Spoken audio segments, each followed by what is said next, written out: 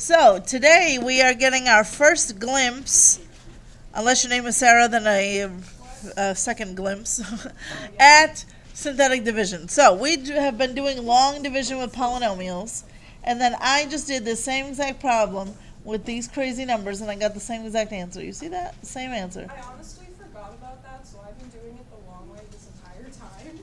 Good. Because you do need, there are some times that you have to do long division. So that's the first thing I want to tell you is when can you use synthetic instead of long? Okay, so synthetic division, spelled like this, synthetic division.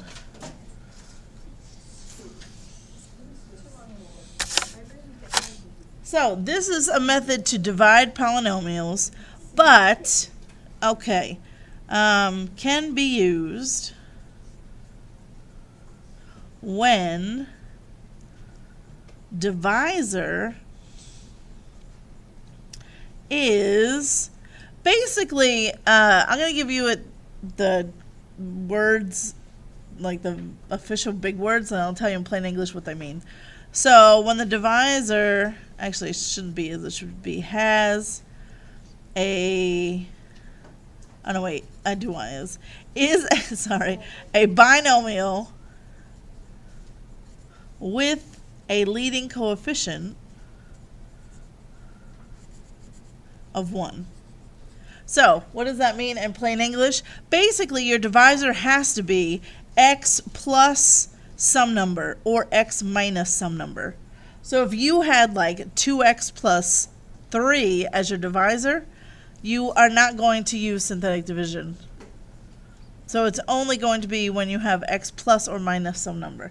Now, to be fair, there is a way to do synthetic division with something like this, but it involves fractions, and I doubt you want to go down that road. Nope.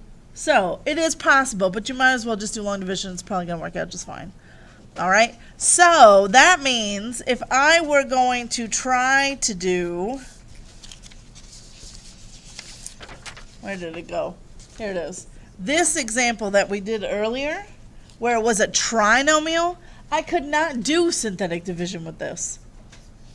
Actually, side note, there is a way, but it's super complicated and I don't even know how to do it. But I would do long division here, okay? However, if I look at the worksheet we've been working on, say I wanted to do number, oh, I don't know, 18, for example. See how my divisor is just a minus 2? That's a perfect candidate for synthetic division. It's just a variable and then plus or minus a single number. That's when I want to do synthetic, okay? So basically, if you look at these problems, all of them from 11 to 20, we could do with synthetic if we wanted. And you will want to now that you've learned how to do it because it's so fast and easy, okay? So how do you do it? Well, do some of these numbers, let me zoom back out. So here's one side by side. One's done in long division and one synthetic. This list of numbers, does it seem familiar? Where did I get these numbers from? They're the coefficients. Yes, they're just the coefficients of the original problem, of the dividend. So in other words, it's the numbers in front. Positive 1, negative 7, negative 8, negative 92. So there's our first step. So let's go ahead and let's do 18 together. So I'll recopy problem 18. It's a to the third plus 3a squared minus 7a minus 7. And we're going to divide that by a minus 2. Okay, so the first thing we do in synthetic division is you still need to make sure that you're in standard form. So if this is not in standard form, rewrite it so that it is. Okay? Has to be in order. I also still need to check for any zero placeholders, just like I did with long division. So I have a to the third, 2, 1, none. I don't need any zero placeholders here. But that is the most common mistake, is forgetting about a zero placeholder when you need one. So please always make sure that you're looking and you're checking. So now that I realize, okay, everything's fine, I'm just going to copy down the coefficients. 1, 3, negative 7, and another negative 7. And then people draw this next piece a little bit different. I do kind of this long L thing. You need some space under these numbers because you're going to write something here. And then this is the next thing that's a little confusing. See how that's an A minus 2?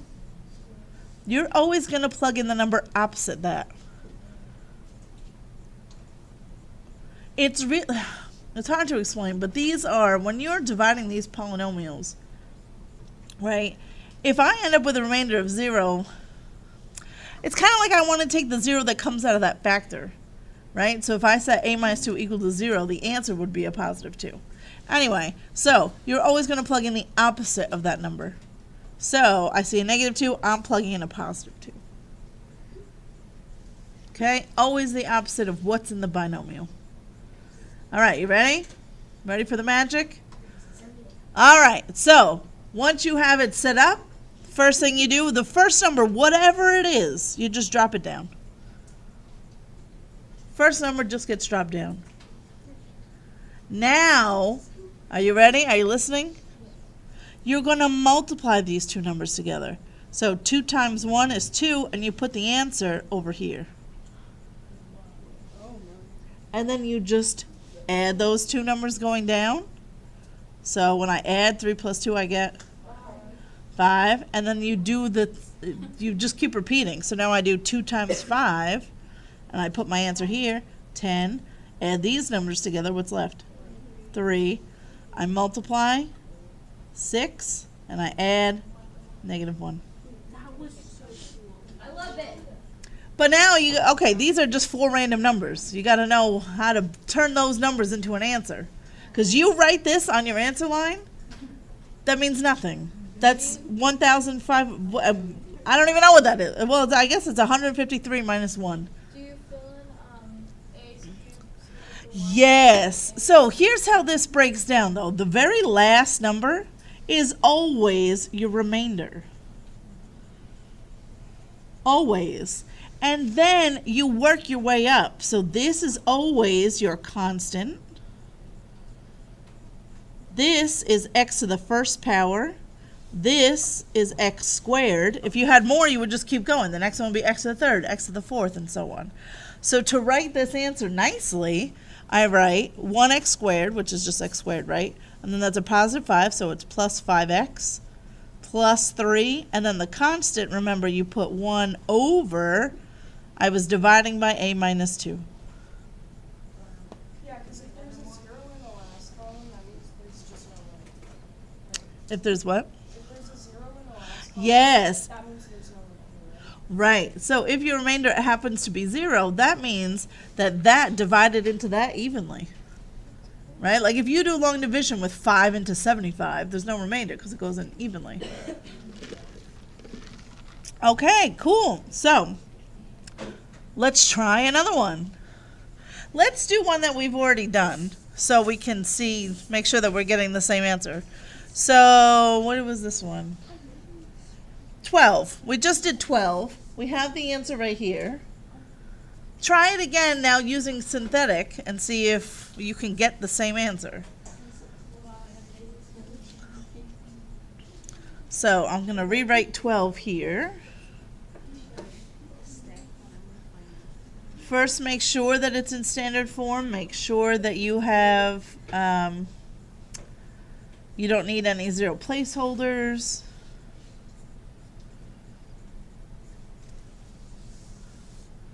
So you know what the answer is supposed to be, right? Because we did it out the longhand. So we're going to try and see if we can get the same thing. So I drop down all those coefficients. And what's the number that I'm going to plug in? Positive 5. Oh, yeah, okay. So now you have it set up. You go. See if you can get the right numbers at the bottom. And then it's one thing to get the numbers. You also have to be able to correctly turn that into an answer.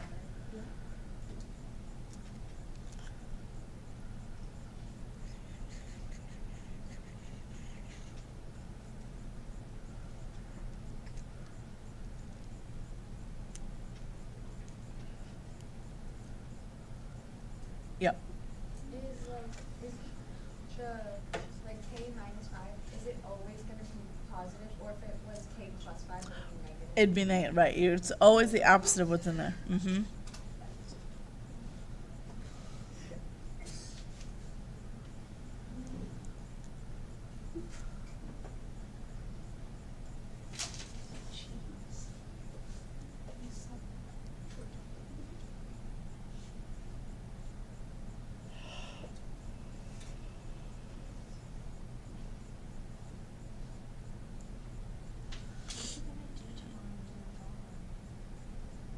Practice.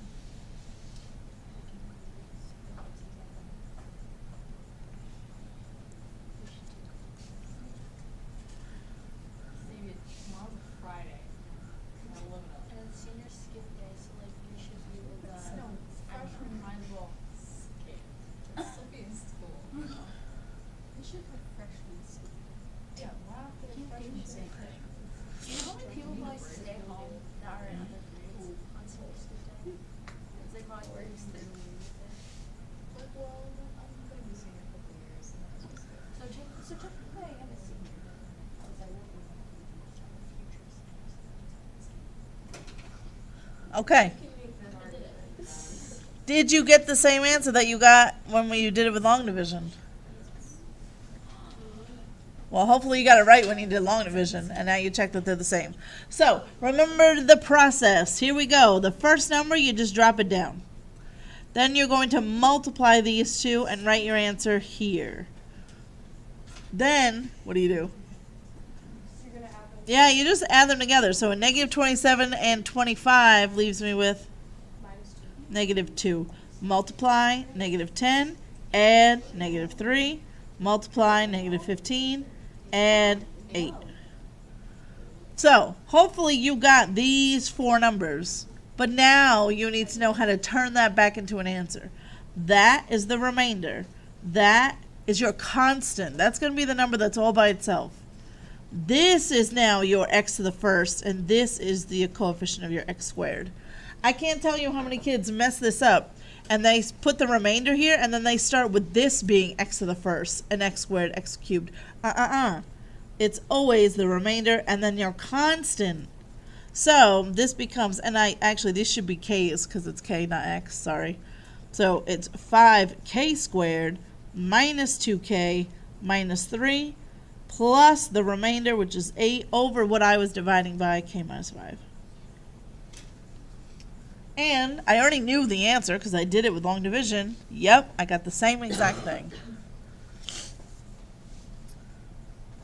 So, what do we think? Answer that one. Sure. Let's do one of the trickier ones where you gotta be paying attention for something. How about 17? I know you did 17 yesterday in class, but let's retry 17, which is this. And you just go for it without me talking your ear off.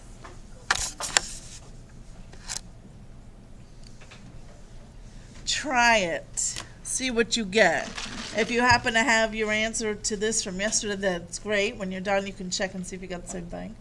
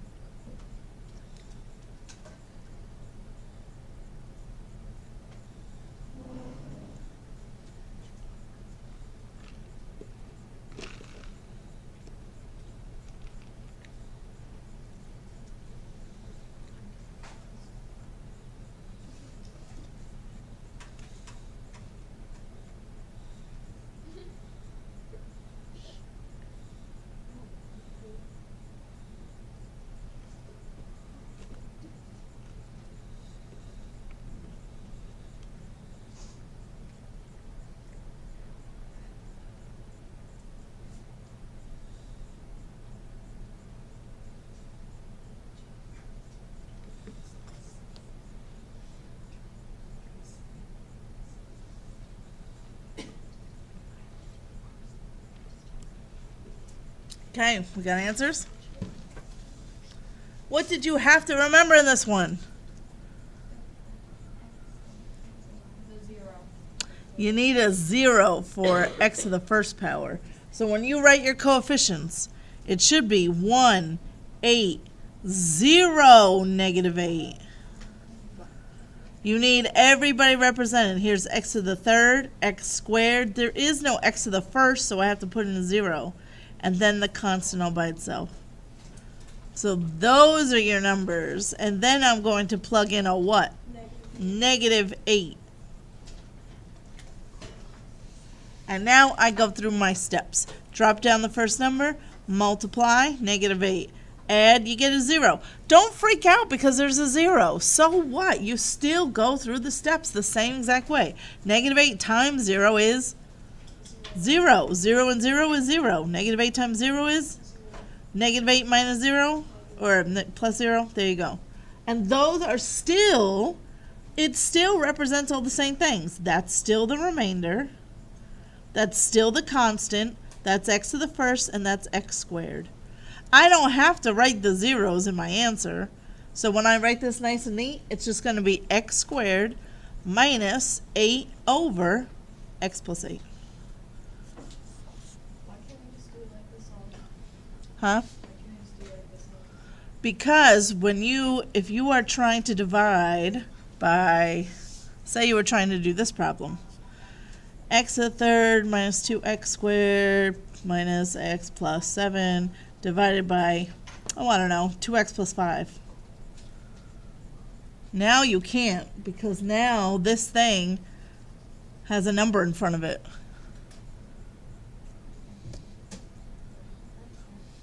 If you're feeling super ambitious and you really wanted to do synthetic division, you could. What would the 0 that comes out of this be? So if you were to set this equal to 0 and solve it, what comes out?